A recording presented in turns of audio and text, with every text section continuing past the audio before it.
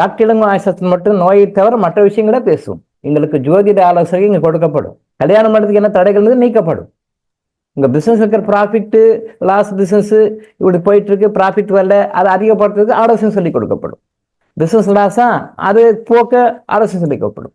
இவருக்கு இந்த பிறவியில இது இப்படிதான் சஃபர் ஆகணும், அது வேற வழி இல்லை, ஏன்னா அவருடைய கர்மா நிறைய இருக்கு, இன்னும் 2-3 லைஃப்பை கொண்டு போகணும் அப்படின்னு என்கிட்ட அது ரிசல்ட்டை என்கிட்ட டெரிவ் பண்ணி எடுக்கும் பொழுது நான் உங்களுக்கு எப்படி அப்பாயின்மெண்ட் கொடுக்க முடியும்? எப்படி கொடுக்க முடியும்? அதை நான் ஓப்பனாக சொல்ல முடியுமா? நம்ம ஒரு விஷயத்த சொல்கிறோம்னா கிளைர் வாயின்ஸில் பார்த்து சொல்கிறோம், இறைவனுடைய ஞானத்தினால நம்ம அட்வான்ஸாக உணர்ந்து சொல்கிறோம், தீர்க்க தரிசனமாக சொல்கிறோம். அப்படின்போது நல்லதும் இருக்குது, கெட்டதும் இருக்குது, ரெண்டும் கலந்துதான் இருக்குது. இது நடக்காது, நீங்கள் இப்படி தான் இருக்கணும், இது தீராது, இப்படி தான் நீங்கள் லைஃப்பில் கடந்து போகணும்னு சொல்கிறதுக்கு எப்படி சொல்ல முடியும்? என் நேரத்துல நினச்சி பாருங்க, என் இடத்துலேருந்து நீங்கள் நினச்சி பாருங்க, எப்படி சொல்ல முடியும்?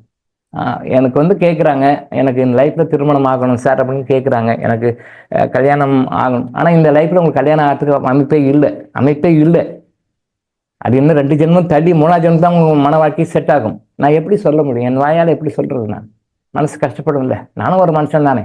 உங்களுக்கு நோய் இருக்குது, குணமாகணும் ஆசையாக வரீங்க, தப்பு இல்லை, அது இயற்கை, ஹியூமன் நேச்சர். பட் உங்களுக்கு நோய் இன்னும் 2-3 ஜென்மத்துக்கு நீங்கள் கஷ்டப்பட்டு அனுபவிச்ச பிறகுதான் உங்கள் கர்மா தீரும். அந்த அளவுக்கு நோய் இருக்குது, குணமாகாது, கண்டிப்பாக குணமாகாது. நாங்கள் எப்படி சொல்கிறது?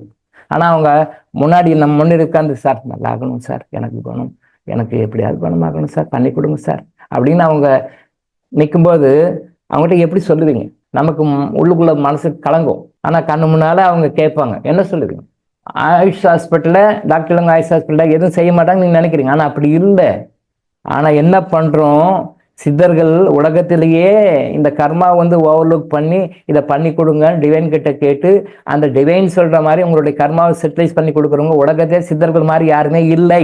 சித்தர்கள் மாதிரி ஒரு இறைவன் கிட்ட உங்களுக்காக ஃபைட் பண்ணி வாதாடி உங்களுக்கு ஃபேர் பண்ணி கொடுங்க யாருமே இல்லை. ஆனா நாம செய்யணும் காட்டிக்கவே மாட்டாங்க. அப்போ உங்களுடைய கர்மாவை போக்குவதற்கு நீங்க பாதிக்காத, கஷ்டப்படாத, உங்களுக்கு என்ன செய்யணுமோ அதெல்லாம் நம்ம செய்யறாங்க. It takes time. உங்ககிட்ட இருந்து பணமோ புகழோ பேரோ எதையுமே எதிர்பார்க்காம சித்தர் மக்கள் செஞ்சுட்டு இருக்காங்க. அவர்கள் சார்பாக நம்ம அவங்க முன்னாடி எபிசோட நிற்கிறோம். திரும்பவும் சொல்றேன், லட்சக்கணக்கான பேட் கர்மா, அநியாய அக்கிரமம் நீங்க பண்ணியிருந்தாலும் கூட அதுக்கு மேல ஏதோ கொஞ்சம் நல்ல குட்கர்மம் பண்ணிட்டதுனாலதான் இந்த இறைவனுடைய உண்மையான சித்தர்களுடைய தொடர்பு உங்களுக்கு கிடைக்குது. உண்மையிலே you are very very lucky, selected people, blessed people.